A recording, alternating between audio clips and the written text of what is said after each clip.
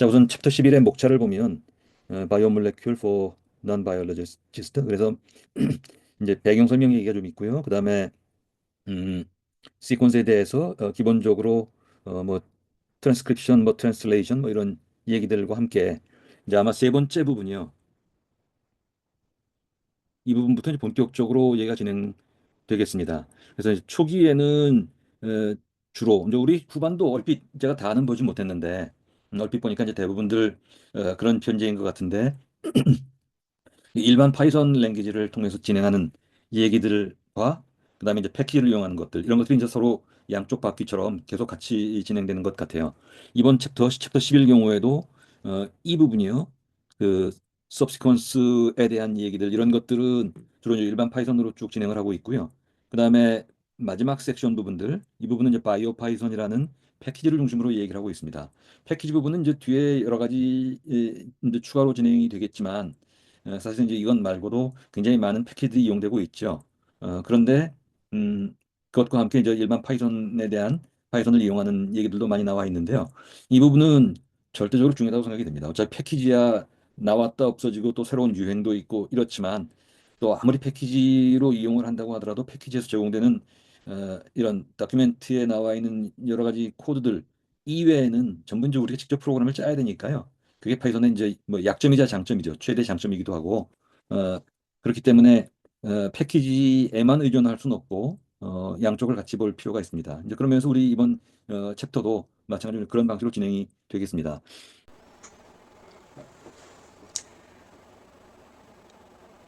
자, 그러면 진행 순서를 조금 바꿔서요. 보충 자료를 먼저 말씀드리고 그 다음에 우리 교재의 슬라이드를 다루는 식으로 진행을 하겠습니다. 그 이유는 뭐 아시던 바와처럼 우리 교재에는 상당히 많은 이제 코드 설명과 이런 것들이 있는데 이론적인 배경 설명은 굉장히 많이 생략되어 있잖아요. 그래서 그걸 다 다룰 수는 없지만 몇 개의 기본적인 컨셉 이런 것들은 이것 보충 교재에서 먼저 다룬 다음에 그 다음에 진행을 할까 합니다. 여기서 보충 교재라고 얘기하는 것은 크게 이번 챕터에서는 챕터 11, 12입니다. 크게 두 가지입니다. 하나는 페어와이즈 시퀀스 얼라이먼트에 대한 것이고요. 또 하나는 이제 데이터베이스 시밀러리티 서칭 이렇게 큰 두 개의 항목에 대한 보충 자료인데요. 페어와이즈 시퀀스 얼라이먼트는 아시다시피 두 개의 시퀀스를 서로 비교하는 것이고요. 결국 우리가 시퀀서로부터 받은 시퀀싱 데이터들은 무한히 길게 연결되어 있는 시퀀스인데 이런 것들을 어, 만약에 두 개를 서로 비교를 한다면 어떤 식으로 짝을 맞추어야 가장 의미 있는 것이 되겠느냐 또 그렇게 의미 있는 분석을 하기 위해서 얼라인을 한 다음에 나오는 결과는 또 어떤 의미로 해석을 할 수 있느냐 뭐 이런 얘기가 중심이 되겠죠. 음, 그래서 먼저 일반론에서는 관련된 개념 몇 가지를 살펴보고요. 중심 주제는 이제 그 중에서 특히 스코어링 매트릭스에 대한 것입니다. 직접 비교한다기보다는 여러 가지 성과를 바탕으로 스코어를 매겨서 그걸 가지고 어떤 중요성이나 이런 것들을 판단하겠다는 것인데요. 이기에 대한 말씀이 중심이 되겠고요. 이제 조금 보충을 한다면 시퀀스 어라이먼트 할 때 해석하기 위한 여러 가지 통계적 유의성 뭐 이런 것들을 좀 얘기하려고 합니다. 그 다음에 이제 데이터베이스 시밀리티 서칭에서는 결국 이제 로컬 블라스트와처럼 이제 예컨대 블라스트라든지 이런 것들은 이제 NCBI의 데이터베이스 또는 다른 뭐 PDB나 이런 데이터베이스 외부 데이터베이스를 이용함에 있어서 직접 사이트를 방문하지 않고 자신의 컴퓨터에서 로컬 환경에서 직접 이 검색을 하거나 분석을 하고자 하는 것인데요. 실제로 우리 교재 내용은 현재 환경에서는 잘 돌아가지 않는 측면이 있습니다. 이제 그 이유는 여러 가지가 있는데요. 버전 문제도 있고 환경 변화도 상당히 많죠.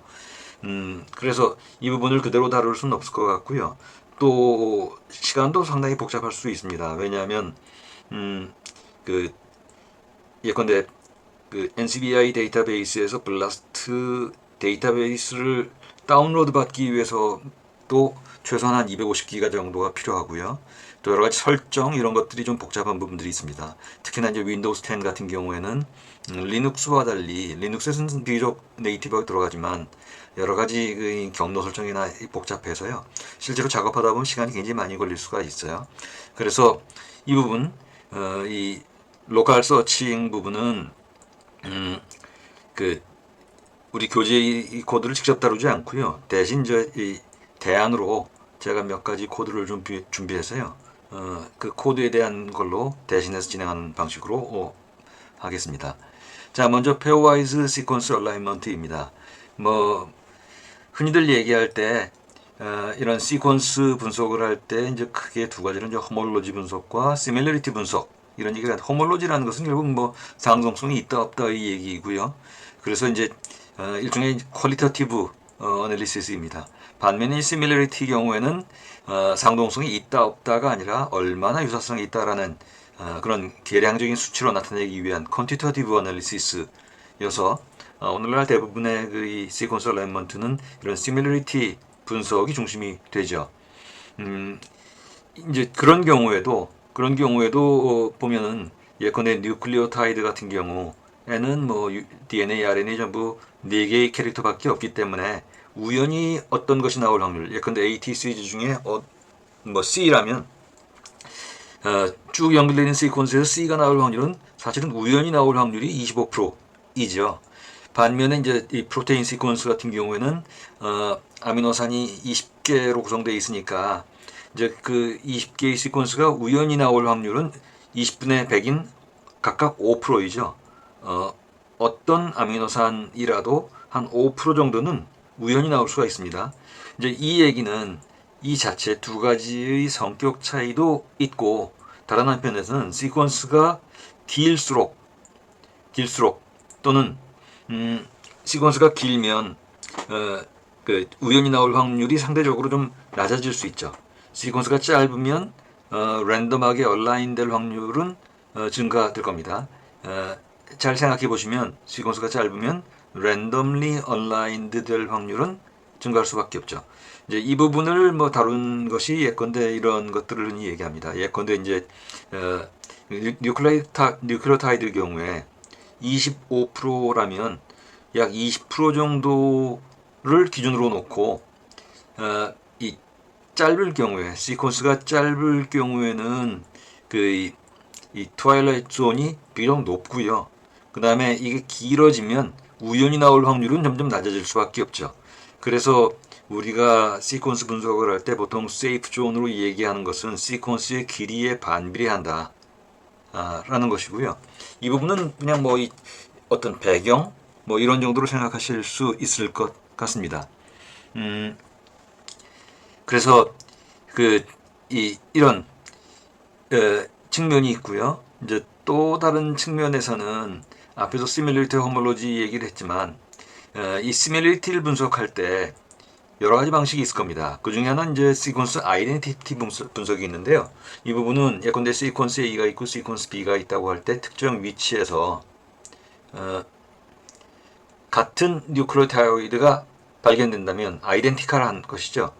그러면 전체 50개의 이 염기를 갖고 있는 시퀀스에서 30개가 양쪽이요 같은 위치에서 같은 염기를 갖고 있다고 하면 50개 중에 30개 그러면 60%의 아이덴티티가 있는 것이죠. 그래서 시밀리티라고 할 때 시밀리티와 아이덴티티가 뉴클레오타이드 경우에는 이 시퀀스 시밀리티, 시퀀스 아이덴티티가 사실상 동일하다고 볼 수 있고요. 이때 시퀀스가 동일하다는 이 두 개의 개념이 동일하다는 것은 직접 비교한 것을 얘기합니다. 앞에서 말씀드린 것처럼 이 프로파일이나 이런 룩업 테이블을 이용하지 않는 경우에 직접 같은 위치에 같은 염기가 배열되어 있구나 그렇게 본다면 둘 다 같은 개념이라는 얘기죠. 하지만 이제 시밀리티를 좀 더 좁은 의미로 보면요. 시밀리티를 아이덴티티로 볼 수 있지만 다른 한편에서 이런 시퀀스 시밀리티를 좀 좁은 의미에서 본다면 단순히 같다가 아니라 같지 않더라도 이게 생리화학적으로 비슷한 성격을 가진 것들, 이런 것이라면 좀 내용이 달라질 수 있죠.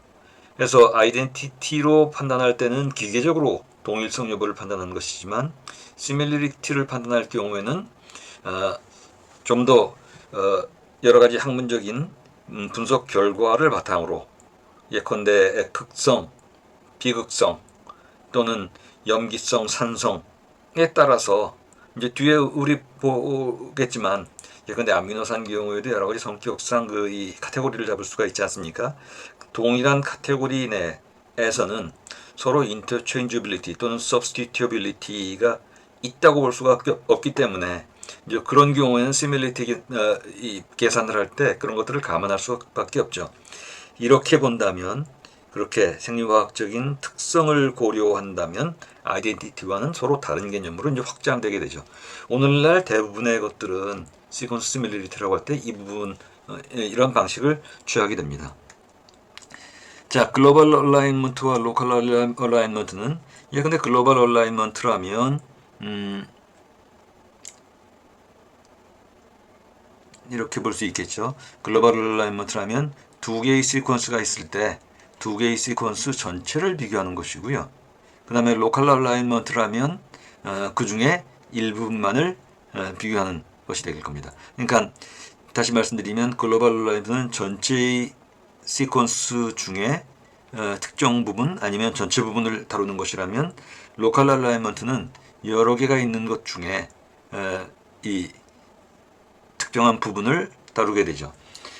그래서 이제 어떤 결과가 나오게 되냐면 글로벌 얼라인먼트 경우에는 서로 다른 것들이 섞일 수가 있고 또 굉장히 예컨대 수십 개의 시퀀스를 분석하기 때문에 그 중에 어떤 것들이 유사성이 있느냐에 초점을 맞추는 반면에 로컬 얼라인먼트 경우에는 비슷한 것들을 중심으로 비교할 수밖에 없기 때문에 오히려 이 판단의 기준 또는 분석의 초점은 두 개가 유사하다고 전제를 하고 그 중에 차이가 어떤 것이 나느냐 뭐 이런 쪽에 초점을 맞추는 경우가 대부분입니다.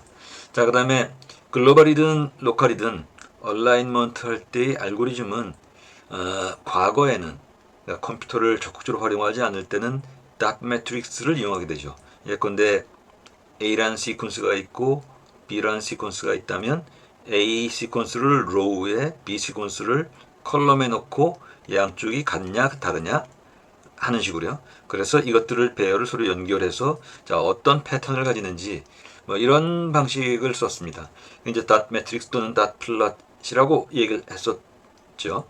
자, 그런데 이것들이 이제 컴퓨터가 들어오면서 컴퓨터 프로그래밍에서는 이 방대한 예컨대 뭐 수천 개, 수만 개, 수십만 개의 이 시퀀스를 가는 그런 경우에 이걸 비교하기 위해서 다이내믹 프로그래밍 방식을 쓰게 되었고요.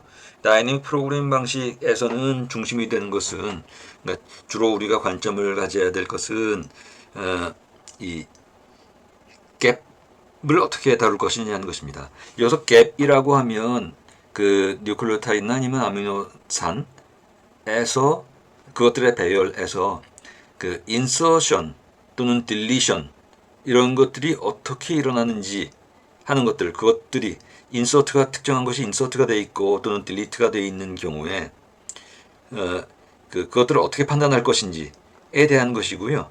이제 그래서 예컨대 일정한 그 가중치를 두어서 그래서 이제 어떤 전체적인 값들 이런 것들을 고려하게 되죠. 결국 뭐냐면 갭을 어떻게 처리할 것이냐, 즉 특정한 염기가 삽입이 돼서 두 개가 서로 비교를 하는데 그 중에 특정한 것이 삽입이 됐거나 누락되어 있거나 뭐 이런 것들이요. 이런 경우에도 그 갭 처리에서 동일한 갭이라고 하더라도 즉 인서트 딜리트를 얘기합니다. 자, 이런 경우에도 쭉 갔다가 갑자기 갭이 생기는 경우 이걸 오프닝 갭이라고 하고요. 한번 갭이 생긴 다음에 여러 개의 염기에서 여러 개의 배열에서 갭이 계속 연장되는 경우 이거를 서로 구별을 합니다. 왜 그러냐면 오프닝 갭이 좀 더 예외성이 있다는 생각을 하기 때문이죠. 그래서 그 오프닝 갭을 감마 그 다음에 익스텐션 갭을 델타라고 할 경우에 이 부분에 대해서 전체 배열 개수 중에 이 각각 그 갭의 랭스에 따라서 일정한 가중치를 두는 방식으로, 그래서 이제 이런 식으로 하는 것들이 이제 그 어파인 갭 페널티라고 부르죠. 자, 이제 그 부분도 그냥 리뷰 정도로 말씀을 드리고요. 뭐 자세한 말씀은 생략하겠습니다.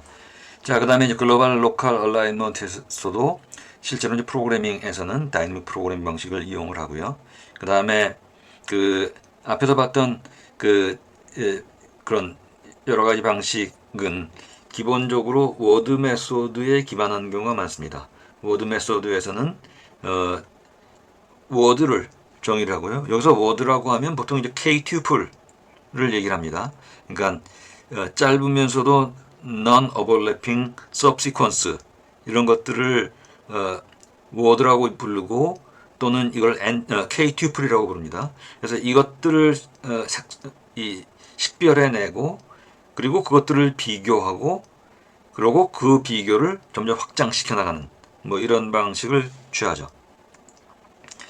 자, 그 다음에 스코어링 매트릭스는 substitution 매트릭스라고 부르기도 하고 관련성이 깊은 시퀀스들에 대해서 여러 가지 통계 분석한 다음에 그 결과를 바탕으로 그 시퀀스 분석을 해나가는 것을 얘기합니다.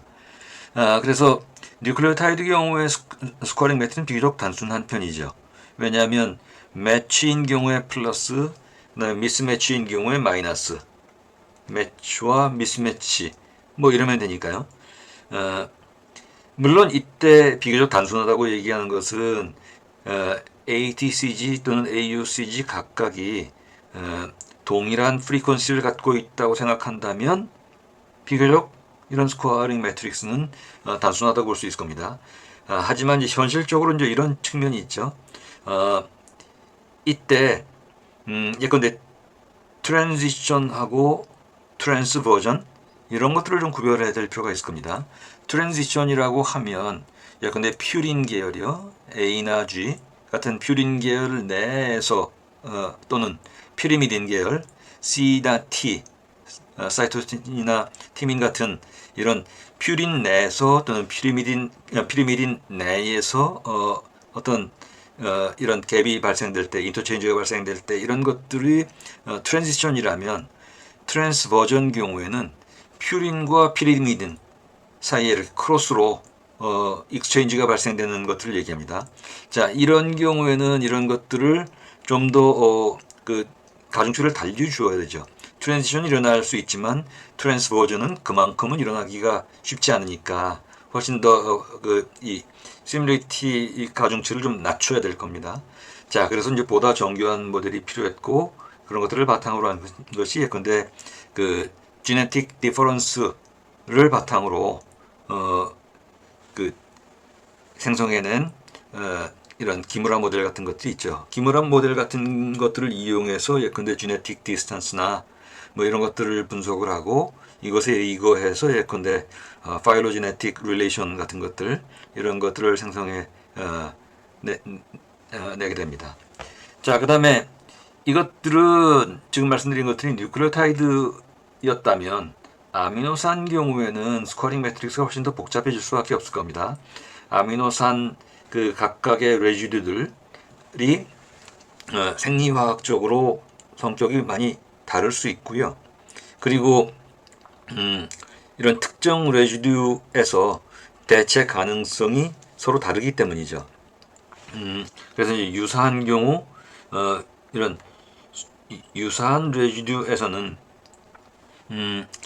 그 특정한 기능이나 구조적인 그 특징들이 유지될 확률이 높고요.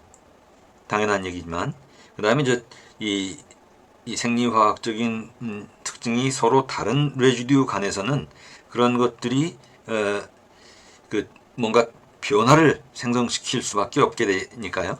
따라서 이제 이런 스코어링 매트릭스에서는 그런 것들을 반영한 것들이 필요하게 될 겁니다.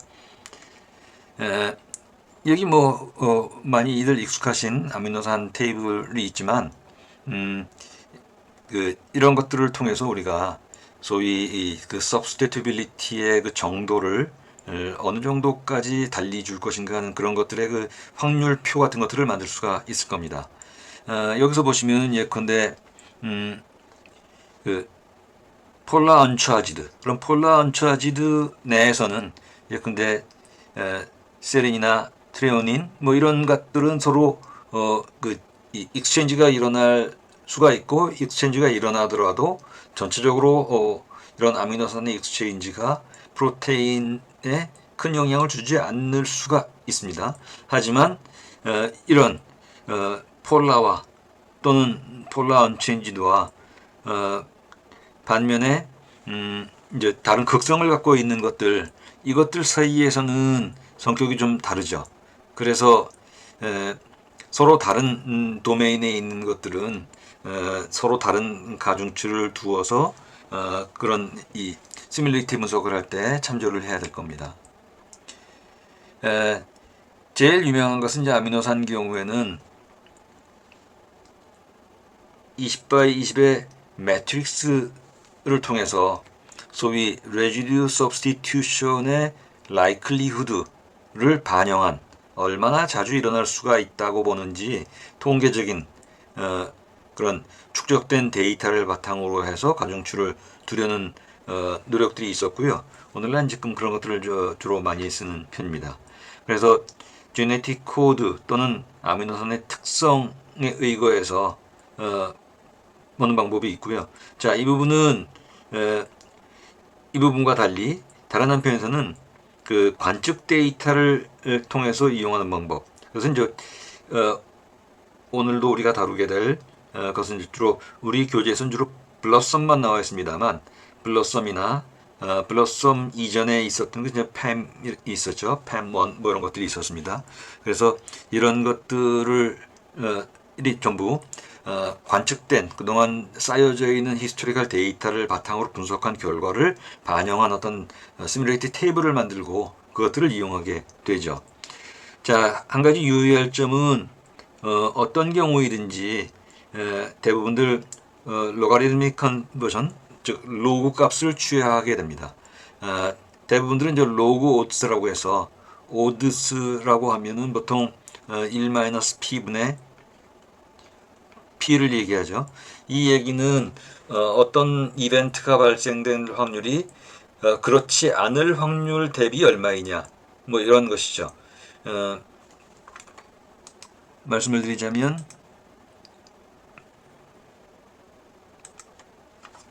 뭐 이렇게 볼 수 있을 겁니다. 예컨대 주사위가 1, 2, 3, 4, 5, 6이 있다면 이 중에 5가 나올 확률은 6분의 1이겠죠. 그런데 5가 나올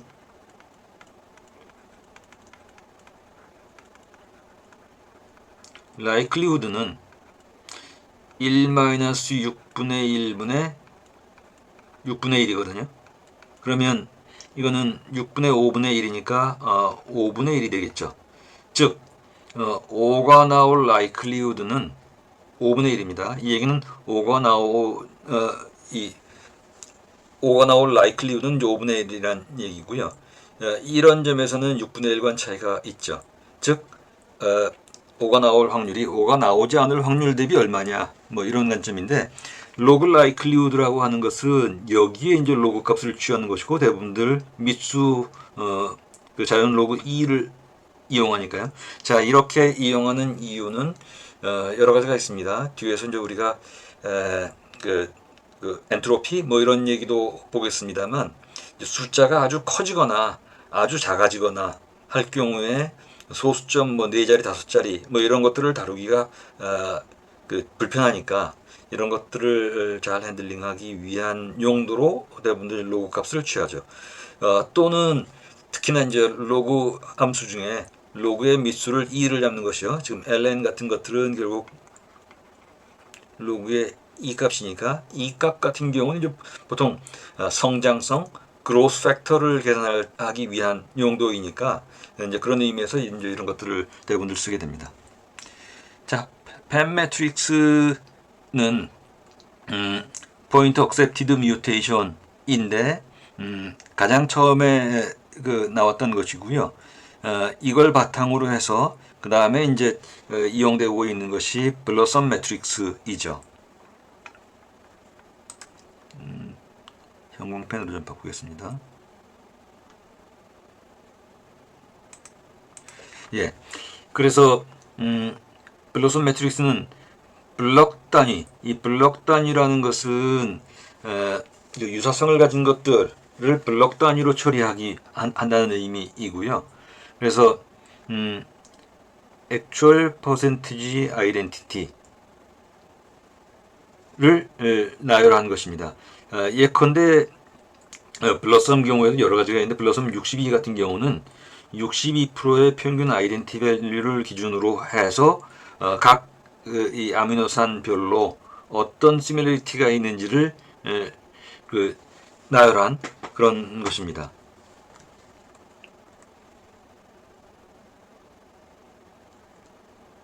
자, 그래서 블러썸 62의 경우이고 이 부분들은 일반적으로 지금 현재 많이 쓰이고 있는 것이고요. 블러썸에도 굉장히 여러 가지 종류가 있습니다.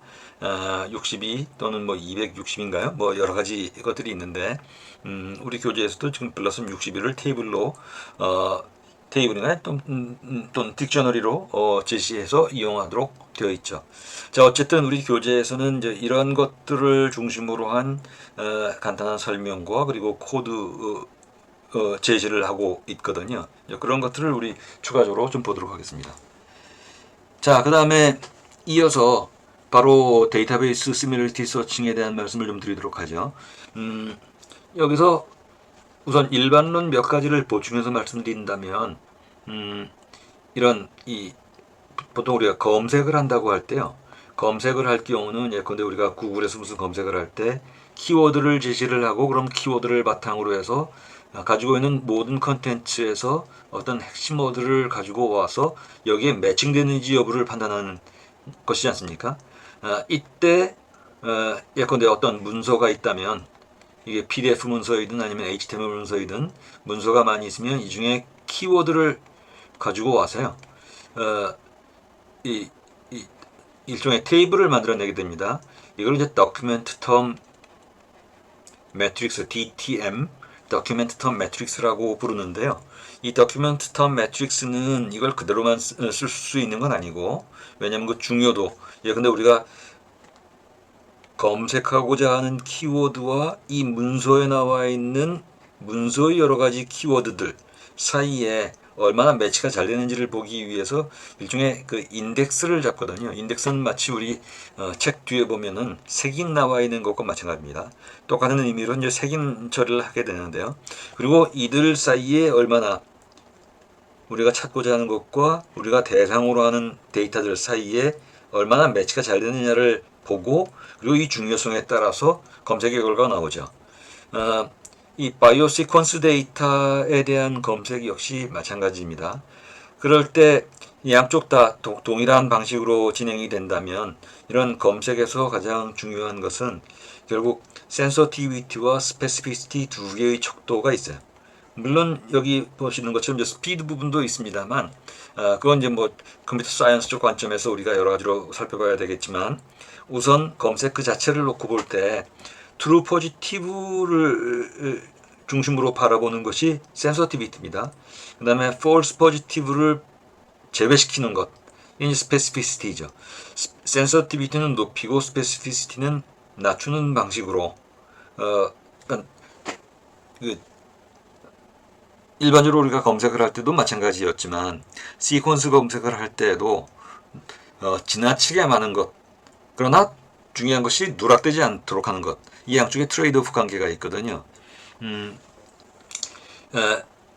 그래서 이걸 가지고 무슨 여러 가지 그 트레이드오프 관계를 조절하기 위해서 소위 이제 ROC 같은 Receiver Operating Curve 같은 이런 것들을 생성해서 최적점을 찾으려고 노력하기도 합니다. 뭐 어쨌든 우리 관점에서 이제 이 데이터베이스를 통해서 시밀리티 서칭을 한다. 예컨대 우리가 어떤 시퀀스를 가지고 와서 그 시퀀스를 특정한 데이터베이스, 시퀀스 데이터베이스를 대상으로 이것과 유사한 것이 무엇이 있겠는가를 찾아달라고 할 때 이런 두 개의 개념이 중심이 기준이 된다는 점을 우선 좀 생각해 볼 필요가 있고요. 그 다음에 이렇게 데이터베이스에서 시퀀스 시뮬리티를 찾을 때의 알고리즘은 크게 봐서는 익소스티브 방식과 휴리스틱 방식이 있습니다. 익소스티브는 소위 가능한 컨비네이션을 전부 찾아 나가는 방식이고요. 반면에 휴리스틱 방식은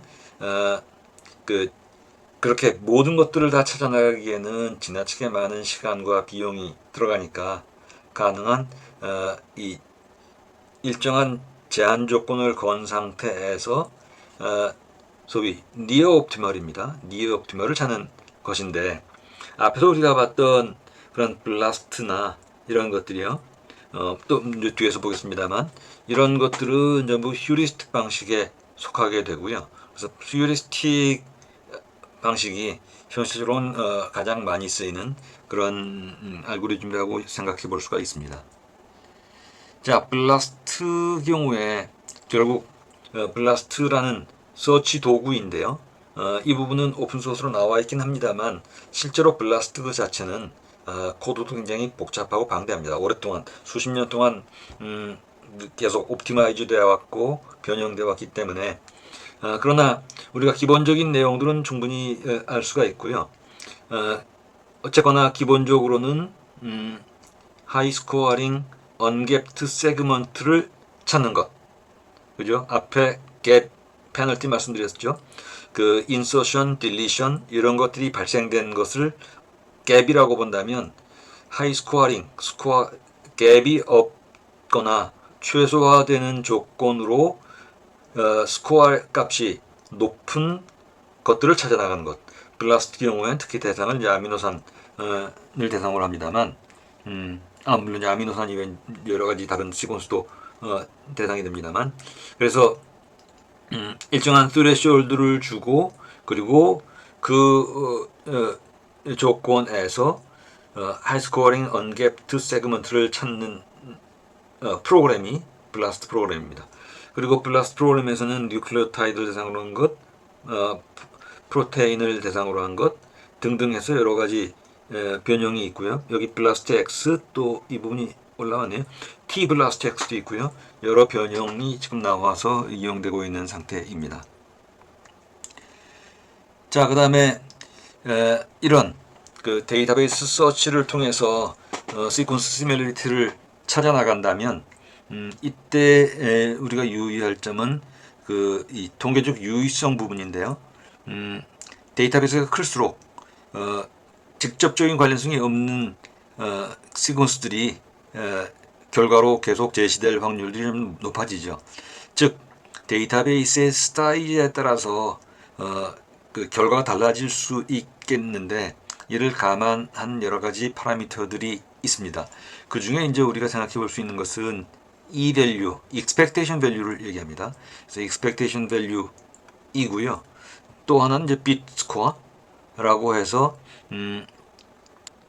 코리스콘스 랭스에 상관없이 그것과 독립적으로 얼마나 시뮬리티를 찾아나가느냐 하는 지표로 이 bit score 같은 것들을 이용하기도 하죠. 그래서 여기 지금 E 값, 그 다음에 S 프라임 값, 뭐 이런 것들이 나와 있고요. 이때 여기서 이 설명은 또 그냥 일단 생략을 하겠습니다. 그냥 지정만 하고요.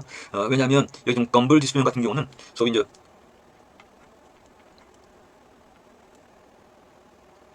EVD요, Extreme Value Distribution입니다.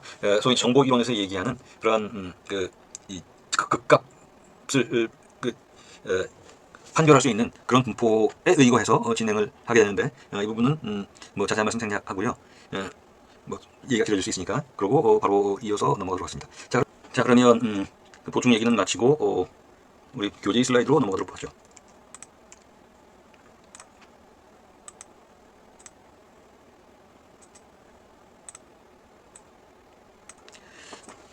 자, 우리 교재 챕터 11과 12입니다. 먼저 챕터 11을 보시면 바이올로지컬 시퀀스에 대한 것이고 뭐 이런 목차로 되어 있는데요. 하나씩 간단하게 살펴보면서 넘어가고 이어서 바로 코드 분석으로 들어가겠습니다. 자, 프로테인과 DNA에서 뭐 오른쪽 그림에 보시는 내용이 중심이 되겠죠. 예, 그래서 보시면 각각의 염기가 있고 이게 그 이중 나선 구조를 갖고 있는 더블 스트랜디드 베이스 페어인데 이것들이 나선 구조를 갖고 있고, 그리고 뒷장에 보시면 이런 크로모솜에 있는 DNA 시퀀스들이 pre-RNA 단계를 거쳐서 mRNA를 통해서 아미노산으로 트랜스크립션 된 다음에 트랜슬레이션을 통해서 프로테인이 된다 얘기고요. 자, 그것에 대한 지네틱 코드 얘기입니다. 자, 그리고 이런 것들을 트랜슬레이션 또는 이 분자량을 계산하는 여러 가지 방식이 있는데, 이 부분에 대한 이 코드 설명 나와 있는데 우리가 뒤에서 보도록 하겠고요. 자, 그 다음에 특정한 예컨대 어떤 시퀀스가 있을 때 특정한 시퀀스, 여기서는 지금 다타 시퀀스 같은 예컨대 풀림 현상이 일어나게 되는 그런 어닐링이 일어나는 지점을 파악할 수 있는 다타박스를 찾아나간다 하면은, 이런 시퀀스 베리어블에 잡혀 있는 것에 대해서 점 파인드라는 메소드를 통해서 보면 바로 인덱스 값을 통해서 어느 위치에서 다타박스가 시작되는구나, 즉 전사 게시부 위쪽에 일정 위치에 이 전사 게시점을 파악할 수 있는 뭐 그런 다타박스를 파악하는 그런 이해가 우리 코드로 나와 있습니다. 자, 코드가 여기 있고요. 코드에 대한 것은 뒤에서 한꺼번에 말씀드리도록 하죠. 자, 그 다음에 GC 컨텐트 같은 경우는 AT3G에서 특히 이제 GC 컨텐츠의 비중이 얼마나 되는지, 구한이나 사이트 추인의 백분율, 이런 것들을 통해서 예컨대 그 어닐링, 풀링 온도요, 어닐링 템퍼러처 같은 것들을 예측할 수 있는 이런 그 올리고 뉴클레오타이드 등을 파악할 수 있는 것이 이제 GC 컨텐트가 되죠. 그래서 이런 것들, 이 GC 컨텐트를 계산해내는 그런 파이썬 모듈들이 제시되고 있습니다. 자, 그 다음에 소수성 지표, 소수성의 정도를 이 분석을 해서 각각의 그 아미노산별로 소수성 값들이 어떤지를 보고, 그래서 특정한 시퀀스 전체적으로 이 하이드로포비시티를 계산을 해내고 그 계산 결과에 의해서 플러팅을 하는 이해도 나와 있습니다. 자, 그 다음에 리피터티브니스 같은 경우는 이런 것들이 여러 가지 이 다른 의미를 갖게 되죠. 예컨대 특정한 이 아미노산이 계속 반복된다면, 이 프로테인 같은 경우는 소위 폴딩 현상이나 이런 것들이 일어나는 과정에서 언스트럭처 되는 부분을 갖게 되고요. DNA 같은 경우는 이제 이런 리피트 되는 동일한 연기가 계속 반복되는 경우에는 이런 것들이 non coding region이거나 또는 정크 DNA로 나타날 가능성이 높기 때문에, 이제 이런 우리가 분석 대상으로 하는 염기에서 이런 반복성 비율이 어느 정도 되는지 뭐 이런 것이 의미가 있을 수 있을 겁니다. 그런데 이 부분에서도 우리가 유념할 것은 이런 단순히 예컨대 시퀀스 길이가 1000개짜리인데 리피팅 부분이 뭐 얼마였다, 몇 개였다, 뭐 이렇게 보기보단 이제 그런 것들을 좀 더 엄밀하게 보기 위해서 렐러티브 엔트로피라는 엔트로피 이 지표를 이용하게 됩니다. 엔트로피는 여기 지금 뒷장에 아마 있겠네요. 그래서 우선 여기 지금 렐러티브 엔트로피로 계산하는 것이 이건 특정한 시퀀스가 있을 때 예컨대 지금 100% G이네요. 자, 그래서 렐러티브 엔트로피가 E이고요. 우리 교재에 나와 있는 거였던 것 같습니다. 자, 그 다음에 이런 경우에는 동일한 것이 반복되죠. 그런 경우에는 25%씩 0.25씩 정부입니다. 그런 경우에는 렐러티브 엔트로피가 0의 값이고요. 자, 이 부분, 이런 것들을 통해서 결국 얼마나 유니폼 디스트리뷰션에서 얼마나 벗어나 있느냐를 측정하는 것이 렐러티브 엔트로피이죠. 자, 그에 대한 것들을 잠깐 살펴보면요, 어차피 한 번쯤 우리가 정리해 볼 필요가 있습니다. 관련된 개념이 엔트로피, 렐러티브 엔트로피, 또 크로스 엔트로피, 뭐 이런 것들이 있습니다. 자, 모두 다 우리가 지금 여기서 얘기하는 엔트로피는 연력학에서 얘기하는 엔트로피를 정보 이론으로 확장시킨 클로드 셰논의 이론에 의한 것입니다. 이에 의하면 엔트로피 경우에는 메저러블 언서턴티 또는 혼잡도를 얘기를 하죠. 예컨대 이런 경우입니다. 예컨대 A와 C 뭐 이렇게 치죠. 그럼 A와 C가 모두 A이거나 모두 C일 때는 0의 값이죠. 그런데 A와 C가 50대 50 비율일 때, 이럴 땐 1이 됩니다. 즉 무슨 얘기냐면, 우리가 비교하고 싶은 두 개의 시퀀스가 호모지니어스 할 때 이때는 0의 값을 취하고요. 그 다음에 evenly distributed 있을 때 이때는 혼잡도가 높다고 보고 1의 값을 취하게 됩니다. 이 계산은 어떻게 나왔냐면 바로 앞장에서 봤던 그 계산인데요. 앞장하고 좀 다르겠습니다만 기본적으로 여기서는 파생된 것이죠. 그래서 엔트로피 공식에 의하면 시그마 px 마이너스가 앞에 붙습니다. 왜냐하면 이 비율 계산으로 하기 때문에, 예컨대 여기 경우는 A의 비율과 C의 비율, 양쪽의 확률 분포를 비교하다 보면 A라는 확률 나누기 B의 확률 분포, 즉 A의 확률 분포 오버 B의 확률 분포일 경우에 계산을 하면 로그 계산에서 이제 마이너스 값이 나오기 때문에 플러스 값을 만들기 위해서 앞에 마이너스 값을 뿐이고요. 그래서 마이너스 시그마 오브 px 곱하기 로그 px 한 것이 이 엔트로피입니다. 자, 일단 엔트로피의 기본 전제는 이런 혼잡도 또는 메저러블 언서턴티라는 것만 일단 기억을 해주시고요.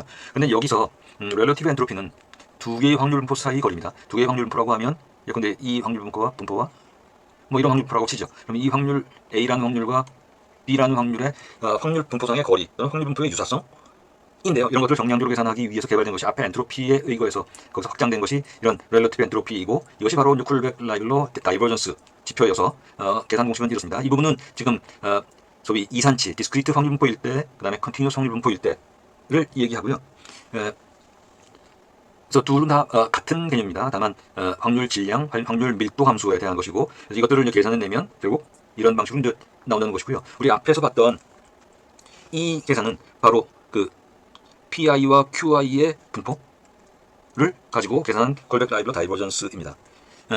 자, 그 다음에 또 한 걸음 더 나아간 크로스 엔트로피는 일종의 로가리즘믹 로스라고 부르기, 로그 로스라고 부르기도 하는 것인데, 원래의 개념에서는 일정한 그 채널에 우리가 흘릴 수 있는 에버리지 메시지 랭스, 즉 일정한 통신 채널에 얼마나 많은 데이터를 우리가 적용해서 이용할 수 있느냐 하는 개념이었는데요. 그런데 이제 그 말씀을 좀 더 드리면 또 뭐 얘기가 복잡해질 수 있습니다. 그래서 이제 일단 그것만 지적을 해드리고요. 이런 원래의 의미에서 확장된 것이 머신러닝에서는 주로 이제 이런 크로스 엔트로피를 가지고 얼마나 클래시피케이션이 잘 되어 있느냐를 나타내는데 이용을 하죠. 자, 이분은 특히 딥러닝 같은 데에서 예컨대 여러 카테고리를 놓고 이런 것들 클래시피케이션을 제대로 맞췄는지를 볼 때는 항상 원핫 인코딩을 갖고 확률 배열을 하게 되죠. 그래서 제일 확률값이 높게 나온 것이 해당되는 카테고리다라고 이용을 하게 되는데, 그때 이용하는 것이 크로스 엔트로피입니다. 그래서 그렇게 본다면 원래의 의미에서의 크로스 엔트로피는 앞에서 봤던 엔트로피의 콜백 라이블러 다이버전스를 합친 개념이고요. 그 다음에 이제 머신러닝에서 이용하는 것은 그 클래시피케이션 모델에서의 특정 성과, 성능, 뭐 이런 것들을 판단할 수 있는 그런 기준으로 이용되는 것이 이제 크로스 엔트로피입니다. 자, 어쨌든 얘기 혹시 복잡해지셨다면 다 일일이 설명을 못 드렸기 때문에요. 우리 지금 교재에서 얘기하고 있는 것, 그리고 일반적으로 우리가 시퀀스 시밀리티를 분석할 때, 또는 시퀀스 리피터빌리티 뭡니까? 리피티드니스 이런 것들을 비교할 때 이용될 수 있는 것이 렐러티브 엔트로피가 베스트 크라이티리어다라는 정도로 말씀을 드리겠습니다. 자, 그 다음에 그 단백질의 등전점 얘기가 나옵니다. 그래서 아이소일렉트릭 포인트에 대한 얘기가 나오는데, 뭐 아시는 바처럼 결국 등전점이라는 것은 특정 아미노산별로 넷 차지가 제로가 되는 pH 값이 얼마냐, 뭐 이것을 얘기하게 되죠. 아미노산이나 단백질 경우에 전부 양쪽성 전해질이기 때문에 이때 입자의 전하가 0이 될 때의 pH 값을 얘기를 하게 되고요. 이 경우에 이제 분자의 전하는 용매의 pH 값에 의해서 가장 뚜렷하게 변화가 되게 되죠. 그런데 이때 이 등전점을 계산함에 있어서는 아미노산은 체인 터미요. 그러니까 무슨 말씀이냐면 프로테인을 구성하고 있는 아미노산의 시퀀스를 보면 N 터미누스에 아미노기가 있죠. 그리고 제일 끝에 C 터미너스에 카복실기가 있을 겁니다. 그래서 이제 근데 보시면 제일 앞부분에 근데 순서로 어떻게 할까요? 그래서 이제 C 터미누스가 있고 N 터미누스가 있다고 하면 원래 그 C 터미누스에 이제 이렇게 보죠. 여기를 N, C라고 할까요? 그래서 N 터미누스에 처음에 시작할 때는 NH2-가 있고요. 그 다음에 CO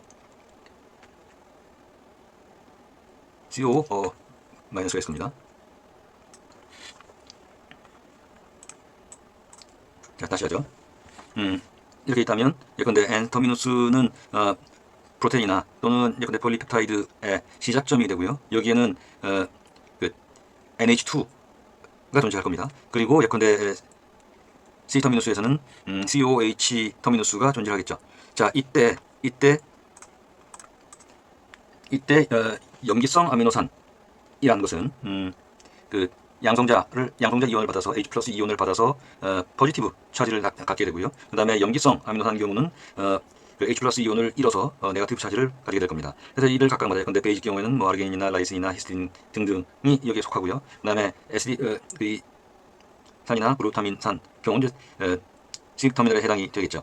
자, 이렇게 보는 이유는 뒤에 우리 보겠습니다만 이제 이런 것들을 반영해서 예컨대 어떤 시퀀스가 있을 때 제일 앞에 부분, 제일 뒤에 부분을 따로 지정을 해두고, 그리고 이 염기에서 각각의 염기들이 갖고 있는 이 값들이요. 이런 값들을 합산해서 전체 시퀀스가 갖고 있는 그런 이 극성, 차지, 전압 값들 이런 것들을 계산해 내고자 하는 것입니다. 자, 이런 것들의 지표가 되는 것은 그 값이라는 것은 대부분 이제 그 산성 해리도 해리 상수 이런 pKa 값을 이용하게 되죠. 그래서 이제 이런 값들을 제시하고 그리고 그것들을 통해서 등전점을 찾아내는 그런 내용이 우리 교재에 나와 있습니다. 물론 이런 pKa 값이나 아니면 등전점을 찾는 것은 우리 뒤에서 보겠습니다. 우리 교재에서는 비교적 간략하게 나와 있고요.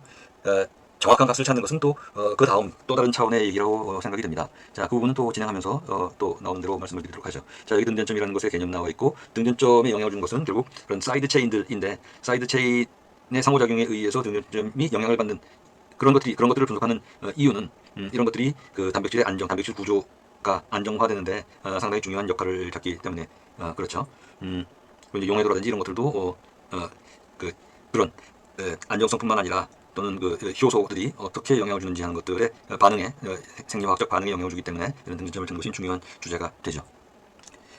자, 그 다음에 우리 교재에서는 바이오 파이썬에 대한 얘기들이 나옵니다. 그런데 이 부분도 간단하게 말씀을 드리고 상세한 것은 또 다음 기회에 좀 봐야 될 것 같아요. 자, 바이오 파이썬이라는 패키지가 있습니다. 그래서 우리 교재에서는 그것들을 가지고 파스터 파일 읽어드리거나 또는 퍼블릭 데이터베이스를 액세스하는 일들 등등이 나와 있는데요. 우리 교재에 나와 있는 코드를 잠시 후에 보겠지만 그때 참조할 만한 것이 예컨대 우선 바이오 파이썬에서는 그냥 일반적인 스트링 값을 그대로 이용하지 않고 그것들을 독립적인 자신의 오브젝트로 변환을 시켜서 이용하게 돼요.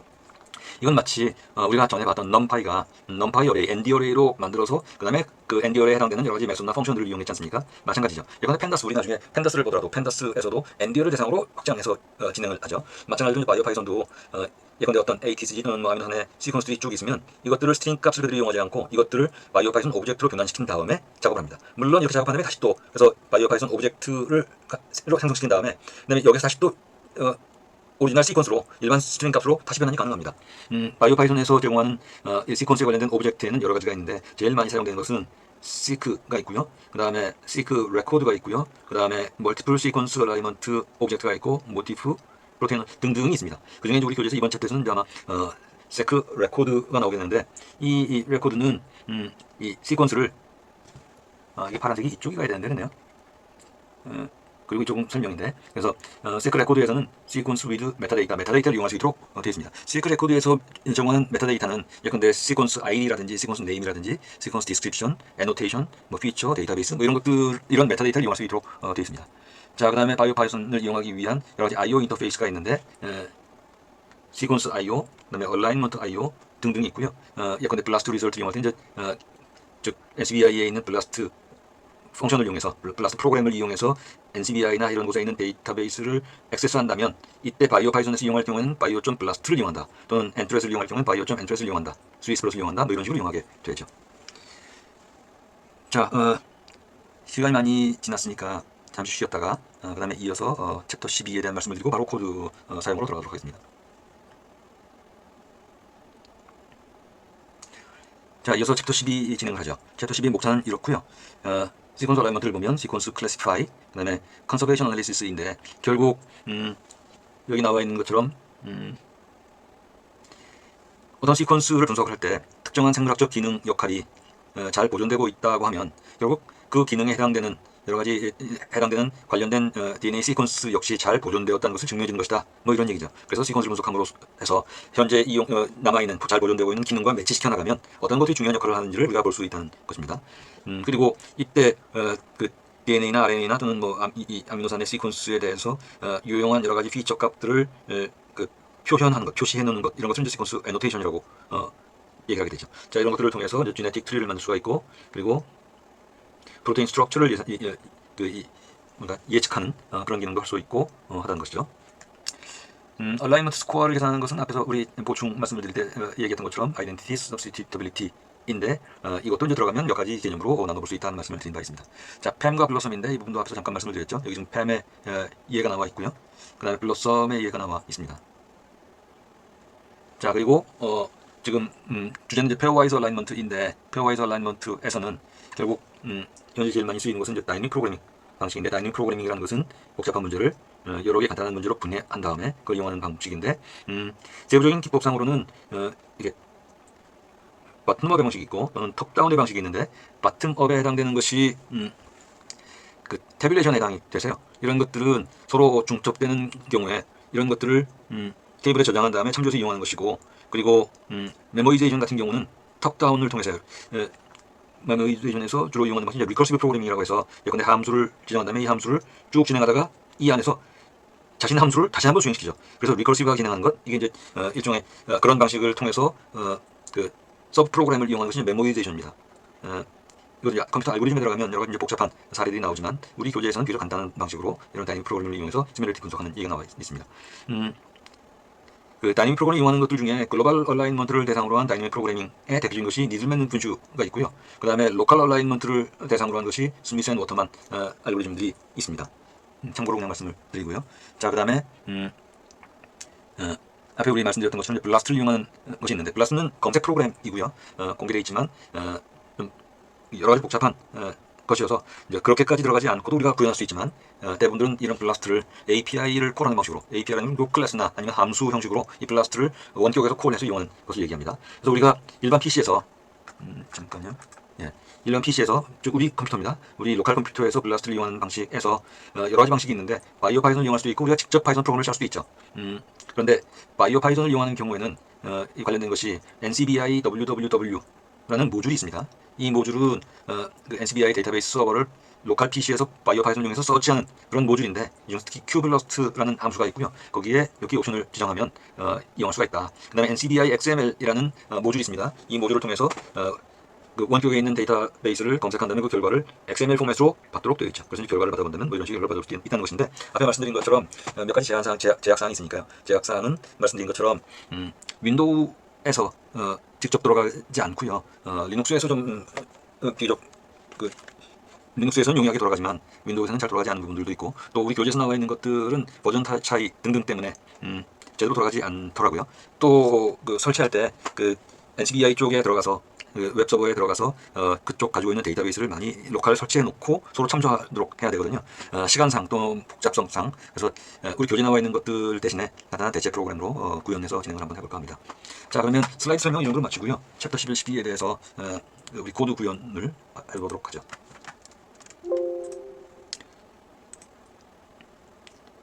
자, 우선 챕터 11, 챕터 12인데요. 챕터 11은 시퀀스 파이로 되어 있죠. 지금 한번 볼까요? sequence.py인데요. 말씀드린 것처럼 뒷부분에 특히 이 일부분이 잘 돌아가지 않는 부분들이 있습니다. 그 로컬 이용한 부분인데요. 그래서 일부를 좀 바꾼 것이, 조절한 것이, 사실 여기 다 포함되어 있지는 않지만 그 sequence.v2py를 만들어 봤어요. 자, 그래서 이 부분은 뭐 우선 쭉 한번 보시고 설명은 주피터 노트북으로 말씀드리는 것이 훨씬 더 좋을 것 같아서 그렇게 준비를 해봤습니다. 자, 맨 처음에 보시면은 여기서는 genetic code 테이블을 만들어 놓고, 그 다음에 GS 스케일이라고 해서, 이 GS 스케일은 우리 교재에서는 각주 형식으로 챕터 부분에 주석으로 소스를 내놨더라고요. 그래서 각 아미노산이 갖고 있는 이 지표값들, 아마 이 소수성 지표로 생각이 됩니다. 하이드로포비시티요. 그래서 그 값이 나와 있고, 그 다음에 프로테인 트랜슬레이션 프로그램이고요. 그래서 이것들을 가지고 트리플릿으로 해서 아미노산을 생성시키는 것이죠. 리턴을 보면 프로테인 시퀀스를 생성시키는 겁니다. 이 염기를 받아서 염기 시퀀스를 받아서 지네틱 코드를 참조해서 프로테인 시퀀스를 생성시키는 것이고요. 그 다음에 몰레큘러 매스 추정하는 프로그램이고요. 이때 레지듀 매스 부분은 별도로 이렇게 제시를 해준 상태로 진행을 하고 있습니다. 자, 그 다음에 프로파일 데이터를 제공받으면 이 프로파일 대비 시퀀스의 매치 현황을 그래서 계산하는데, 그 결과로는 베스트 스코어와 베스트 포지션, 우리가 갖고 있는 시퀀스에서 어느 부분에서 제일 매치가 잘 일어나고 있는지, 제일 좋은 매치라고 볼 수 있는지, 그때의 스코어 값은 무엇인지를 계산하는 것입니다.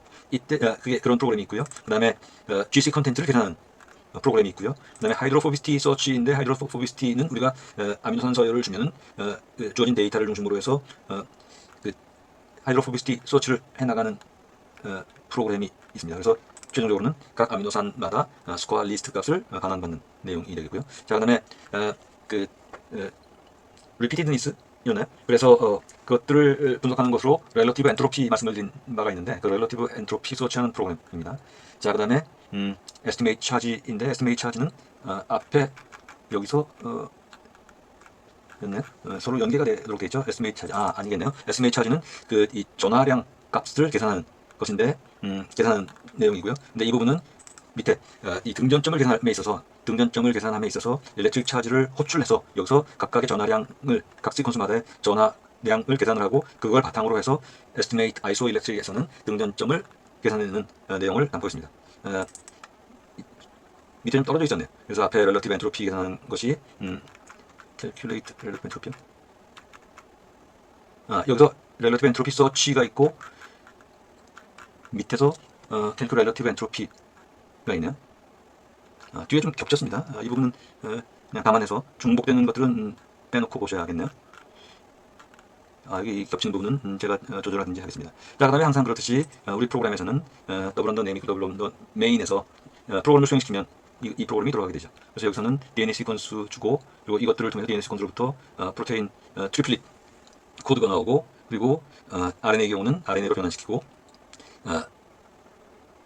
하는 부분이고요. 자, 그 다음에 프로테인 시퀀스가 있고 프로테인 시퀀스에 대해서 몰레큘러 매스 계산하는 내용이 나와 있고요.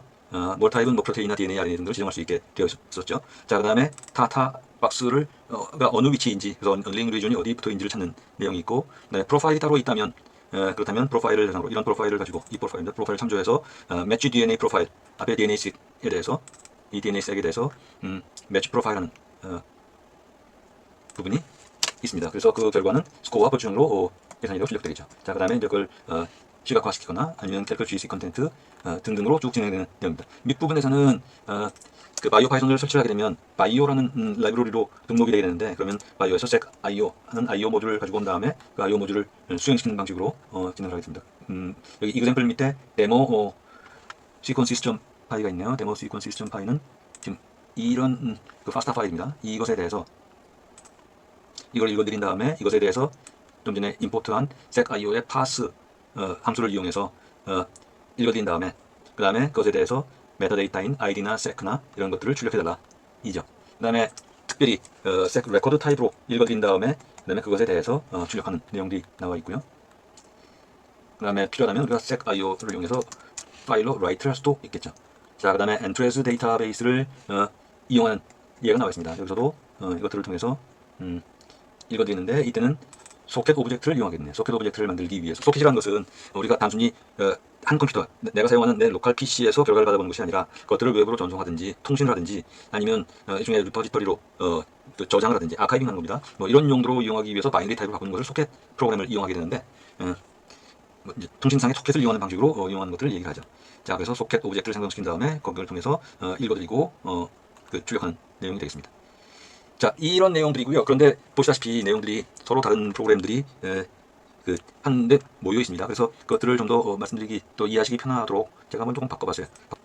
자, 지금 여기 나와 있는 코드는 앞에서 우리가 이 비주얼 스튜디오 코드로 봤던 이 코드 그대로입니다. 다만 관련된 항목별로 이렇게 좀 분류를 해봤어요. 그래서 하나씩 보시면 이 부분이 아마 내용을 이해하시기가 편할 것 같습니다. 자, 지네틱 코드이고요. 각각 코드마다 지네틱 코드, 트리플릿 코드 또는 코던마다 해당되는 아미노산이 나와 있습니다. 그 다음에 G 스케일은 그 몰레큘러 매스 값이고요. 그 다음에 이런 것들을 이용해서, 즉 지네틱 코드를 참조해서 여기 보시면 나중에 지네틱 코드를 부르게 되겠죠. 여기 그래서 여기 지네틱 코드에 해당되는 코던을 참조하는 방식입니다. 자, 그래서 프로테인 트랜슬레이션에서는 지네틱 코드를 참조하면서 우리가 대상으로 하고 싶은 시퀀스에 대해서 아미노산으로 트랜슬레이트해준, 번역해주는 그런 프로그램입니다. RNA가 들어왔을 때 DNA가 들어왔을 때 RNA를 바꿔주는 트랜스크립션 작업이 되겠고요.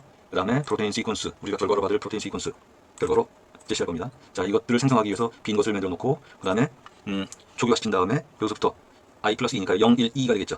까지 3개씩 끊어가면서 그 다음부터는 3개씩 추가시킵니다. 3개씩 끊어가면서 지네틱 코드에 있는 각각마다 3개씩 지네틱 코드의 코돈이 3개씩이니까요.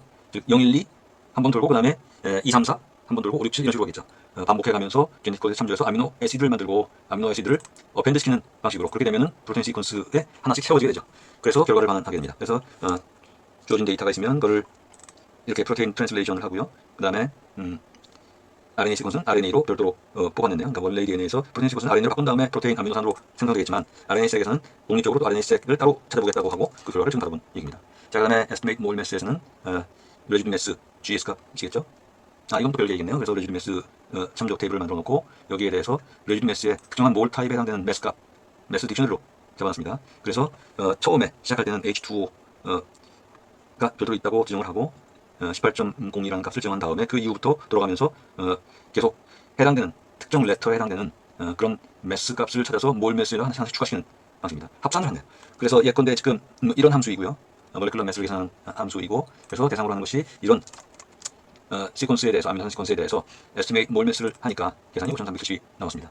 자, 그 다음에 몰 타입이 만약에 DNA라면 그 값을 DNA 매스에 정한 다음에 보니까 이렇게 나오네요. 앞에 프로테인에 대한 것, 그 다음에 DNA에 대한 것입니다. 여기 DNA-색은 앞에 DNA-색을 이용한 것이니까요. DNA-색이 여기 있었네요. DNA-색이 여기 있었네요. 이것에 대한 몰레큘러 매스를 계산했습니다. 자, 그 다음에 매치 DNA 프로파일은 매치 DNA 프로파일에서 프로파일을 참조하면서 색에 대해서인데요. 그런데 이때 베스트 스코어를 초기화시키고 포지션도 넌이라는 값을 일단 초기화시켰습니다. 우리가 계산하려는 결과 값을 보려고 하는 것이 베스트 스코어와 베스트 포지션인데 초기화시킨 다음에 지금 프로파일을 보시면 프로파일이 자, 여기서는 지금 프로파일이 없죠. 뒤에 서치 제공되어 있습니다. 프로파일이 이렇게 제공되고 있는데 이 프로파일 개수만큼 ATCG가 전부 같은 개수인데 그 개수만큼 그래서 이게 그 염기의 개수입니다. 프로파일에 제공되고 있는 개수. 그걸 위치라고 하고 전체 중에 예컨대 500개가 있는데 이 개수가 몇 개인가요? 둘, 셋, 넷, 다섯, 여섯, 일곱, 여덟, 아홉, 열, 열하나, 열둘, 열세, 열네, 15개네요. 그러면 예컨대 125개가 있다면 15개씩 끊어가면서 계산을 할 겁니다. 프로파일이 15개 있는 프로파일이니까 그럼 125개면 120개까지 하고 나머지 5개는 버리겠다는 얘기죠. 왜냐하면 넘치지 않도록. 그래서 자릿수를 맞추기 위해서 일단 이렇게 했습니다. 전체 len 마이너스 width 하면 거기에 length를 하면 그럼 어떻게 됩니까? 그 개수만큼 횟수만큼 반복하는 반복 횟수를 만들 수 있겠죠. 그래서 스코어를 제로로 놓고 그리고 위치만큼 돌아가면서 예컨대 15개만큼 돌아가면서 프로파일에서 해당되는 것들을 찾아서 스코어 값에 더해주고 그리고 그때 나온 스코어 값이 베스트 스코어보다 크다면 업데이트하고 그렇지 않다면 넘어가고 결과적으로 여기 수행해서 보시면은 시퀀스가 있고 지금 이렇게 이용하고 있습니다. DNA 시퀀스를 프로파일에 참조해 가면서 베스트 값을 찾아내고 그 베스트 위치 값을 찾아내겠다 입니다. 그랬더니 스코어는 1950에 포지션은 20번째, 16개 중에 20번째, 그러니까 300번째이겠네요. 이고 이때의 DNA 시퀀스는 이런 값이었다 하는 것이죠. 자, GC 컨텐트 부분입니다. GC 컨텐트는 비교적 쉽죠. 앞에서 본 것처럼 짝수만큼 끊어가되 이때 이겁니다. G의 개수와 C의 개수를 합치고 전체 윈도우 사이즈 분의 그런 합친 것들 전체 분의 G 플러스 C의 개수 그래서 그 결과를 출력하는 함수인데요. 이걸 가지고 실제로는 계산을 했는데 그 계산 결과가 어떻게 나왔느냐 지금 예컨대 보시면은 그래서 계산을 하면 이렇게 나왔습니다. GC 컨텐트가. 그런데 이것들을 그림으로 보자고 하니까 그림으로는 이렇게 나왔죠. 그래서 위치 값별로 GC 컨텐트의 값이어서 지금 한 40번째 경우에 GC 컨텐트가 제일 높은 값을 차지하는 것들을 볼 수가 있습니다. 하이드로포비시티입니다. 하이드로포비시티 경우에는 마찬가지로 초기화시켰고요. 그 다음에 돌아가면서 스코어 계산이 되지 않았었다면 해당되는 값들을 가지고 오고 그죠? 또는 있다면 추가시키거나 더하거나 빼거나 해나가면서 최종적으로 스코어 리스트를 즉 세크에 대한 하이드로포비시티 값을 이것들을 참조하면서 스코어 리스트를 계산하겠다는 것입니다. 이 함수를 놓고 그 다음에 이 하이드로포비시티 테이블을 놓고 자 그리고 마찬가지입니다. 여기서도 프로테인 시퀀스니까 앞에 이 프로테인 시퀀스 이 부분이죠. 프로테인 시퀀스가 어디 있었나요? 자 이겁니다. 혹시 보기가 불편하시면 여기다가 이렇게 볼 수도 있겠죠. 이 값을 대상으로 GS 스케일을 참조해가면서 하이드로포비시티 스케일을 계산하고 그것들을 보겠다는 것이고요. 이것들을 그림으로 보면 하이드로포비시티는 22번째 에서 가장 높다는 걸 볼 수가 있네요. 자, 렐러티브 엔트로피입니다. 렐러티브 엔트로피는 말씀드린 것처럼 just random 또는 just uniform 디스트리뷰션에서 얼마나 벗어나 있는지 하는 것을 보는 것인데요. 세크가 있고 레즈 코드가 있습니다. 그래서 전체 세크를 대상으로 해서 렐러티브 엔트로피요. 그러니까 콜백 라이블러 다이버전스를 계산하려고 하는 것인데 이때 전체 개수는 몇 개인지 그리고 레즈 코드가 참조 코드입니다. 예컨대 염기일 때는 4개니까 기본이 25%씩이겠죠. 아미노산 경우에는 20개니까 기본이 5%입니다. 4개면 4개 중에 4분의 1이 되겠고요. 또는 아미노산 경우에는 20분의 1이니까 베이스가 5%가 됩니다. 기본을 설정해 놓고 그 다음에 프로포션을 빈 걸 놓은 다음에 이것에 대해서 만약에 있다면 0, 그 다음에 그러니까 이 레즈 코드요. 앞에서 우리가 DNA, RNA 또는 프로테인 그 기준값이고요. 그 다음에 각각의 시퀀스 부분요. 우리가 분석하려는 대상에 대한 시퀀스의 것들이 존재를 하면 그러면 있다 없다를 지금 표시한 겁니다. 그래놓고 이 레즈 코드 각각의 레즈 코드마다 기준 값을 넣는 거죠. 그래서 프롭 R에 나누기를 하니까 예컨대 개수가 3개, 2개 뭐 이렇게 나왔다면 전체 중에 몇 개인지 비율을 넣는 겁니다. 여기 그래서 프롭 R은 결국 자꾸 업데이트가 됩니다. 원래 없다가 있으면 전체를 제로로 세팅시키고 그 중에 발견되는 부분마다 1을 놓고 그걸 합산한 다음에 그 다음에 전체 개수 분에 해당되는 칸의 개수를 보면 그 비율이 나오죠. 그리고 나서 DKL 값, 렐러티브 엔트로피 값을 계산하기 위해서 DKL을 0으로 놓은 다음에 실제로 계산합니다. 그 서메이션 오브 로그 P의 PI 오버 QI 였죠. 근데 로그는 로그 베이스 2니까 그렇게 계산하는 겁니다. 그리고 그 값들을 DK를 추가시켜서 DK를 계산하게 되죠. 자, 이게 지금 캘크 렐러티브 엔트로피이고요. 그 다음에 렐러티브 엔트로피 서치에서는 그것들을 이용해서 여기서 지금 그것들을 이용해서 계산하는 겁니다. 그래서 이 전체 개수 그 다음에 스코어 값을 지금 0.0이라는 플로팅 타입으로 초기화시키고 그리고 엑스트라 시퀀스는 윈도우 사이즈만큼 그러니까 윈도우 사이즈 그 앞에까지겠죠. 가지고 놓고 그리고 프로테인이면 그 다음에 이겁니다. 프로테인이냐 아니면 염기냐를 레즈 코드에 지정해 놓고 나서 그리고 나서 그 레즈 코드를 참조해 가면서 각각마다 캘크 렐러티브 엔트로피를 계산해서 그걸 스코어라는 리스트에다가 채워넣어라 이죠. 제가 그래서 그렇게 계산된 것 결국은 우리는 이것만 수행시키면 캘크 렐러티브 엔트로피를 통해서 계산할 테니까요. DNA일 때 또는 프로테인일 때 각각을 계산해서 그것들의 결과를 보라고 하니까 DNA일 때 프로테인일 때 relative entropy 값들이 나온 걸 볼 수가 있습니다. relative entropy 값이 클수록 랜덤 또는 유니폼 디스트리뷰션을 얼마나 벗어났느냐이죠. 즉 어느 위치의 것들이 얼마나 리피티드니스가 좀 더 두드러지느냐 이런 것들을 보는 셈이 됩니다. 자, 그 다음에 아이소일렉트릭 등전점을 보는 코드이고요. 이때 estimate charge에서는 pKa 딕셔너리인데 pKa 딕셔너리에서 pKa에서 플러스 마이너스를 표시해줬습니다. 그래서 플러스는 N터미널인 아미노 그룹을 표시하고요. 마이너스 경우에는 C터미널인 카르복실 그룹을 나타낼 겁니다. 그래서 이때 N터미널 즉 pKa가 8.0일 때 그때 하고 그다음에 C터미널 즉 마이너스 이걸 지금 그 pH 값 낮은 값인 3.2를 주고요. 그리고 그러고 나서 뒤에 보면 우리 생리적인 pH 값인 7.4를 기준으로 해서 그래서 이제 계속 일정한 구간을 주고 그리고 구간을 좁혀 나가면서 등전점이 어딘지 찾아가는 방식을 취하게 됩니다. 자, 그 다음에 지금 보시면 아미노시드 각각 시퀀스의 각각 아미노산 에시드를 각 시퀀스의 아미노시드를 아미노시드라고 부르고 이것에 해당되는 pK 값을 가지고 오죠. 그래서 pKa라고 났습니다. pKa가 처음일 때는 pKa 값이 계산이 되고 나면 계산된 값이 있을 테니까 그 다음에 2% 진행이 될 겁니다. 그래서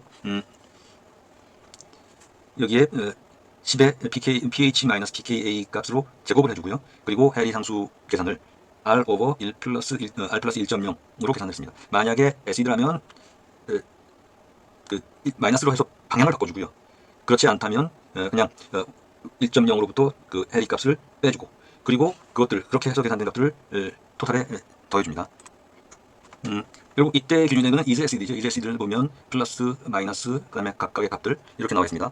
is acid는 결국 아미노 애시드가 그 산성이냐 염기성이냐를 판단하는 것이고요. 그래서 이것에 따라서 어떤 조치를 취할지를 지금 여기서 진행하고 있는 셈이 되죠. 자, 그래서 여기서 지금 보시면 에스티메이트 차지 각 아미노산별로 이 전하량 값을 추정하는 그런 모듈이 되겠고요. 이제 그것들을 이용해서 등전점을 찾는 것입니다. 말씀드린 것처럼 플러스가 N터미널 수여서 아민 그룹이죠. 그 다음에 마이너스가 C터미널 즉 pK가 3.1인 것입니다. 앞뒤에 이걸 붙여서 전체적인 우리가 갖고 있는 시퀀스의 그 C터미널, N터미널까지 포함시켜서 전체 시퀀스를 완성을 시켜놓고 그리고 이것에 대해서 각각 돌아가면서 에스티메이트 차지를 하고 처음에는 인크리멘트를 7.0을 줬어요. 그러니까 0부터 시작해서 7 그 다음 봐서 모자라면 다시 7 그러면 7, 14로 가겠죠. 하지만 만약에 그러니까 오버슈팅이 된다면 너무 지나치게 많이 갔다면 이번엔 줄일 겁니다. 그게 바로 여기 2.0 나온 것이거든요. 그 인크리멘트 값을 줄여서 다시 계속 y를 반복하게 되겠죠. y를 진행시킬 때 처음에 베스트가 0이었고 인크리멘트가 7이니까 7이 되겠죠. pH 테스트가 7이 되겠고 계산하고 그 계산된 것, 즉 차지 값과 그리고 앞서 여기 while 루프에 들어가기 전에 만들었던 민 차지를 비교해서 업데이트할 수 있으면 업데이트를 하고 그렇지 않으면 칸을 줄여서 그러니까 인터벌을 줄여서 다시 y를 반복할 겁니다. 그리고 만약에 민 차지가 0 이하가 될 경우는 다시 마이너스 1을 곱해서 양수를 만든 다음에 다시 while 루프를 반복시는 이렇게 반복하는 방식으로 해서 최종적으로는 언제까지요? 민 차지가 0.01 민차지의 절대값이 0.01 이하가 될 때까지 반복한 다음에 그 다음에 그렇게 해서 그 조건을 만족시키는 베스트 밸류를 등전점으로 보겠다 하는 것이죠. 물론 앞에서 말씀드린 것처럼 이 부분은 이렇게 계산할 수도 있고 요즘 뭐 딥러닝 방식도 있습니다. 여러 가지 방식이 있고 정확한 값을 구하는 것은 상당히 쉽지 않은 일이긴 하지만 이것은 지금 그런 로직으로 주어진 테이블을 중심으로 해서 계산하는 방식을 취했습니다. 자, 지금 이걸 일단 수행시키고요. 그래서 이 함수를 어디서 이용하냐 하면 바이오 파이썬에서 앞에 봤던 데모 시퀀스 파스타요. 데모 시퀀스 파스타에 대해서 등전점을 계산하는 그런 방식을 취했습니다. 자, 그래서 여기서는 바이오 파이썬은 사실은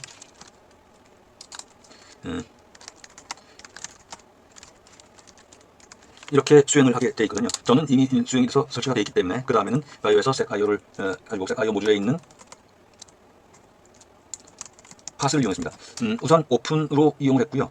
파일을 열었고 그 다음에 연 파일 핸들을 대상으로 파스타 파일을 읽는다는 조건을 지정하면서 secIO.pass로 그걸 읽어드렸고요. 그러고 난 다음에 거기서 읽어진 것이 각 시퀀스별로 프로테인이나 시퀀스가 있죠. 그래서 그것에 ID, seq 등등으로 메타데이터를 이용하는 내용입니다. 잠깐요. 이게 아니었던 모양입니다. 밑에 것이었네요. 제가 아마 수정하는 과정이었던 것 같습니다. 이 부분 무시하시면 되고요. 자, 여기 보시면 같은 내용이고 이걸 수행시키니까 이렇게 나왔죠. 이거는 그냥 딜리트 하시면 됩니다.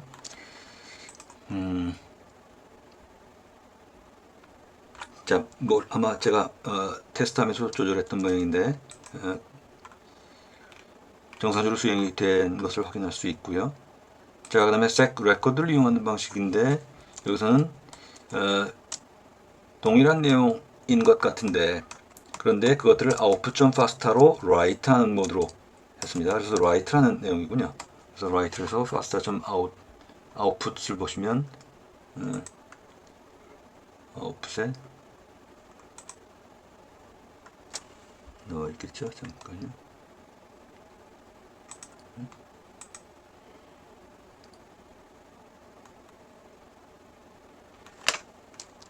자, 그렇고요. 퓨전 파스타 챕터 11.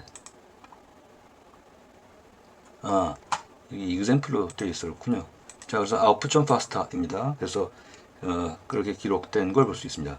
이게 지금 그 결과이고요. 좀 헷갈렸네요. 자, 그 다음에 이 부분은 지금 놔두기로 한 우리 교재에 나와 있는 것인데 우리 환경에선 돌아가지 않습니다.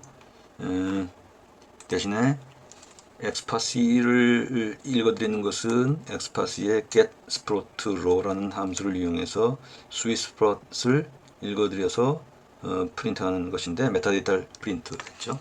그래서 읽어드린 것 지금 HBB 언더 휴먼이라는 것을 읽어드려서 거기에 있는 rec name이나 sequence 등등을 바이오 파이썬을 이용해서 읽어드렸습니다. 꽤 길었지요. 자, 그 다음에 시간이 많지 않으니까 이어서 챕터 12로 넘어가 보죠.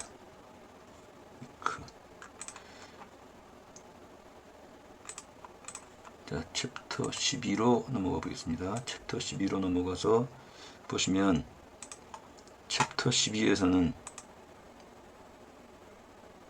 alignments.py인데 alignments.py에서는 regular expression의 substitute 모듈이 있고 sub 모듈이 있고 sub process 그 다음에 XML 등등 있습니다. DNA1 reverse complement DNA1은 딴 게 없습니다. 전부 0인데 다이거널 G와 G가 1이고 C와 C가 대각선이 1이고 나머지가 다 0인 그냥 아이덴티티 매트릭스를 찾는 얘기입니다. 또는 아이덴티티 시퀀스 아이덴티티를 찾는 것이죠. 그 다음에 리버스 컴플리멘트로 값을 지정했습니다. 나머지가 전부 마이너스 1이네요. 그 다음에 DNA2 그 다음에 블러썸 62 이런 것들이 지정이 되어 있고 그 다음에 캘크 시퀀스 아이덴티티이고요. 시퀀스 시뮬레이티 계산을 하는 것이고 그 다음에 페어 얼라인 스코어 얼라인이 얼마나 잘 되어 있는지를 계산하는 것이고 그 다음에 시퀀스 얼라인 시키는 것이고요. 그 다음에 이 부분은 지금 코멘트가 되어 있습니다. 그리고 현재 상태에서는 우리 환경에서는 동작하지 않습니다. make blast 데이터 있고 이 부분 우리가 여긴 나와 있지만 이 부분은 수행시키지 않을 겁니다. 그리고 blast search 있고 지금 이 부분까지요. blast search까지 해서 수행되지 않기 때문에 그 부분을 빼고 수행시켜야만 됩니다. 그런데 이 부분도 말씀드린 것처럼 여러 가지가 다 이렇게 혼합되어 있는 것이기 때문에 그것들을 제가 챕터 12에 있는 챕터 12.py이겠죠. 이걸로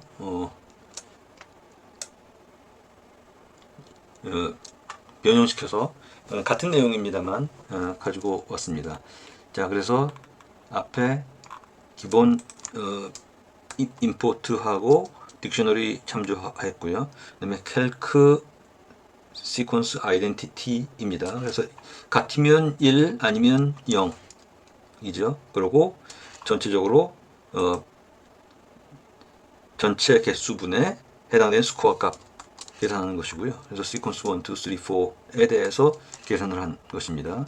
자, similarity 계산은 sequence A와 sequence B를 sim 매트릭스를 참조해 가면서 진행하는 것인데 그 non place 개수만큼 반복하면서 심 매트릭스에 해당되는 것들을 찾아서 값을 누적시키는 방식으로 진행을 합니다. 예컨대 지금 여기서는 이용하는 예를 보시죠. DNA 경우인데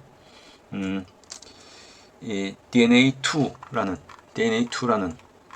지금 여기 보시면 DNA2라는 이 테이블을 참조해서 진행하는 것입니다. 그래서 그걸 이용해서 또는 블러썸2를 참조해서 그래서 캘크 시밀러리티 두 개의 시퀀스를 계산하는 것이고요. 그래서 이걸 참조해 가면서 여기 지금 보시면은 시밀러리티 2의 이 부분에 해당 즉 시퀀스 그러니까 레지듀 A의 다섯 번째, 레지듀 B의 다섯 번째 거기에 해당되는 값을 가지고 와서 토탈 스코어에 합산시키는 방식으로 계속 그러니까 0번부터 1번, 2번, 3번, 4번 위치 값으로 찾아가면서 합계시키고 그 결과를 보는 것이죠. 자, 페어 얼라인 스코어 부분도 비슷한 예입니다. 다만 인서트 값을 얼마를 주고 익스텐드 값을 얼마를 주고 하는 방식으로 그 앞에 말씀드렸죠. 스타트 갭, 익스텐딩 갭 뭐 이 값을 지정하는 방식으로요. 그래서 이제 그것들을 지정하는 방식으로 했고 자 그때 예컨대 두 개의 시퀀스 각각에 대해서 블러썸 62를 이용하는 내용들 두 가지 방식으로 진행한 이해가 되겠습니다. 시퀀스 얼라인 부분인데요. 시퀀스 얼라인은 좀 깁니다만 궁극적으로는 두 개의 얼라인된 시퀀스 그리고 스코어 값 이런 것들을 계산하도록 되어 있거든요. 그래서 스코어 매트릭스를 계산을 하고 그죠? 스코어 매트릭스를 계산을 하고 라우트 매트릭스를 찾아내고 그러고 나서 두 개를 이용해서 얼라인을 찾아 나가는 방식입니다. 그래서 이 부분은 닷 매트릭스 앞에 잠깐 말씀드렸습니다만 그 방식으로요. 그러니까 오른쪽으로 또는 내려가서 자 이렇게 볼까요?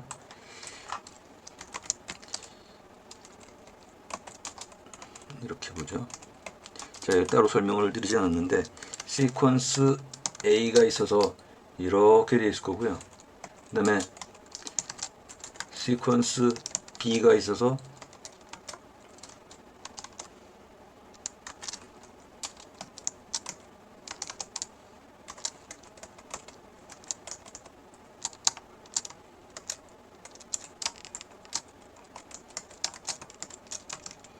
이렇게 되겠죠. 그래서 A와 B를 미치값으로 비교해 가면서 오른쪽 밑으로 갈 경우 대각선으로 갈 경우마다 각각 다른 의미를 가지면서 진행을 할 겁니다. 지금 이것들을 얘기하거든요. 그러니까 오른쪽으로 가는 경우 i가 증가되면서 또는 밑으로 가면서 대각선으로 가면서 그때마다 insert, extend 값을 즉 gap 값들을 달리해 가면서 그러면서 페널티를 주고요. 갭 페널티를 얘기합니다. 갭 페널티를 주고 그것들 이 시밀리티 매트릭스 심 매트릭스를 여기서는 지금 DNA2를 적었죠. 앞에서 위에서 봤던 그 DNA2에 해당되는 것들을 찾아 나가면서 그러면서 시밀리티 값을 계산을 하고 그 경로를 계속 나중에 추적할 수 있도록요. 여기서 봤던 것처럼 이제 계속 같다 다르다 하나가 빠졌다 해서 쭉 진행이 될 거예요. 그러니까 좌상에서 우하 쪽으로 쭉 진행이 돼 나갈 텐데 그 경로를 지금 패스에 쭉 저장을 해 놓습니다. 나중에 그렇게 되면 어떻게 되냐면 거꾸로 가면 그게 이제 이 베스트 경로가 되겠죠. 지금 이 부분은 제가 말씀을 생략했던 하고 파워포인트에서 이 슬라이드에서 말씀드렸던 그 닷 매트릭스요.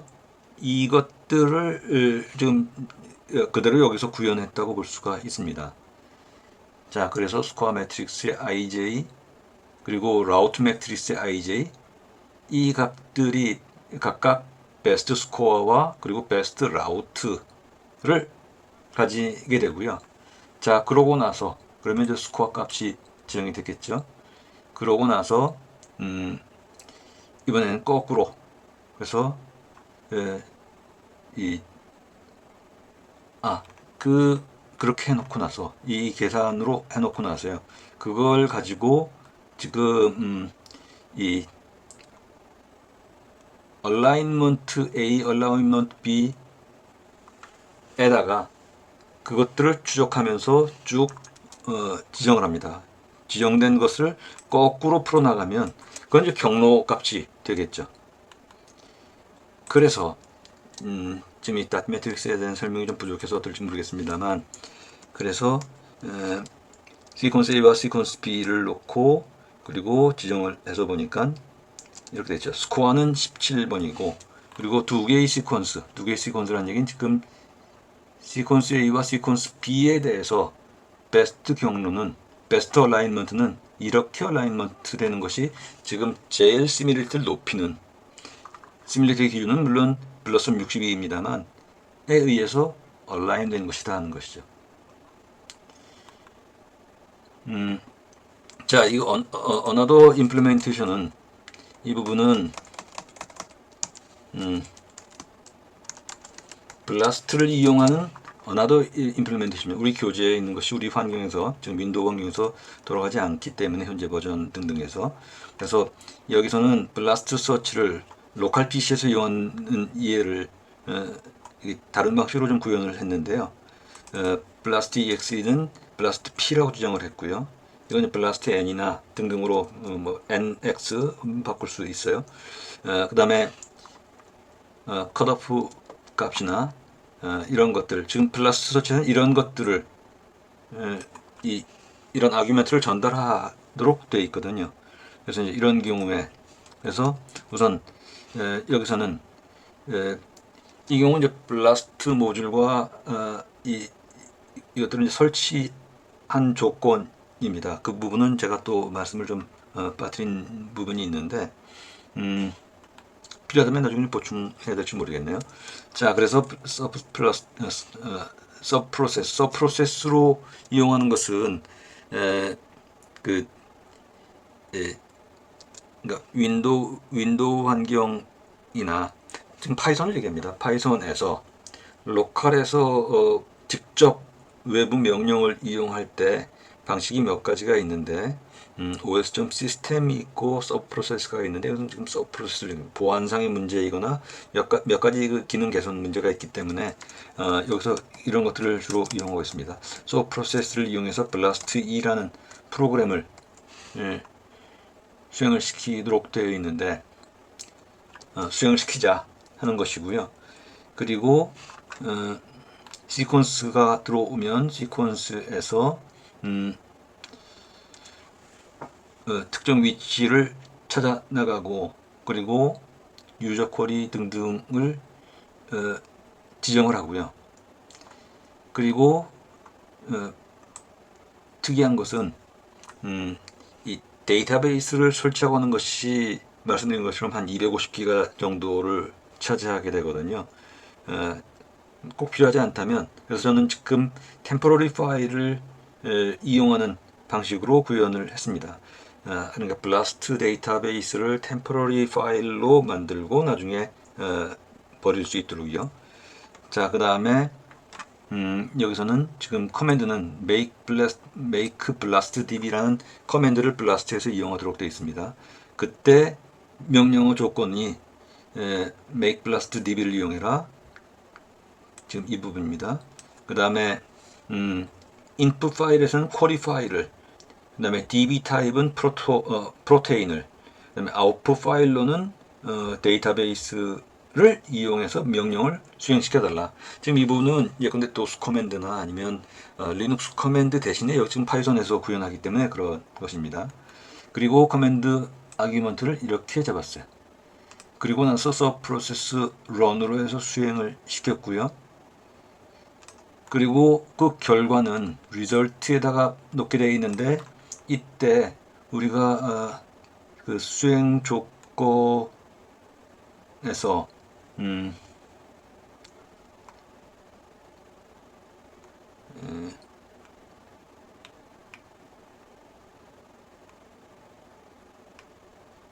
수행 결과가 XML로 나오게 되어 있거든요. 그래서 그 XML로 받으면 그 XML을 이용하기 위해서 우리 전에 그 엘리멘트 트리라는 것들을 이용했었죠. 그래서 이제 파싱 해나갈 수 있었습니다. from string 결과값으로 받아온 것을 엘리멘트 트리로 이용해서 루트 값 지정을 한 다음에 그래서 여기서 이터레이션 방식으로 그 XML은 스트럭처가 하이라키가 있으니까 하이라키의 각각의 스트럭처마다 돌아가면서 그 이용하기 위해서 이런 작업을 했고요. 자, 그러고 나서 그렇게 만들어진 최종적인 것은 여기 물론 루트에 있습니다만 그걸 이제 XML로 변환시키고 나서 그리고 그 중에 히트 값을 좀 보기 위해서 히트를 찾았습니다. 그래서 그걸 히트라는 변수에 넣었고요. 히트에 있는 각각의 항목들을 hit라고 놓고 그리고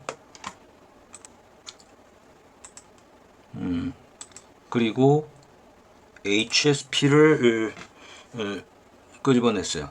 HSP라는 것은 하이 스코어링 페어를 의미하고요. 그래서 이제 하이 스코어링 페어에 해당되는 것들을 찾아서 그 값들을 좀 이겁니다. 그 각각의 히트에 있는 각각을 히트라고 하고 히트 중에서 각각의 메타데이터 이게 전부 메타데이터입니다. find text에서 regular expression에서 이걸 찾아내서요. 그걸 히트 딕트에 넣습니다. 그리고 그것들을 result에다가 append 시켜서 결국 최종적인 값들은 전부 results라는 변수로 들어가게 되어 있죠. 자, 그러고 나서 그 results가 존재한다면 나머지를 수행시켜라. 그래서 result에 start 1부터 시작해서 enumerate면 0번부터 차례차례 앞에 0번에 뭐가 있고 1번에 뭐가 있고 그 값들이 시퀀스마다 나올 겁니다. 그것들을 출력하라 해서요. 결과값을 바로 놓고 출력할 수 있지만 좀 더 스트럭처드하게 만들기 위해서 이렇게 작업을 했습니다. 자, 그러고 나서 이 프로그램을 수행시키고 그리고 우리가 대상으로 하는 시퀀스는 이런 시퀀스에 대해서 블라스트 서치를 이용해서 즉 이미 알고 계시겠지만 NCBI에 있는 블라스트 데이터베이스를 이용해서요.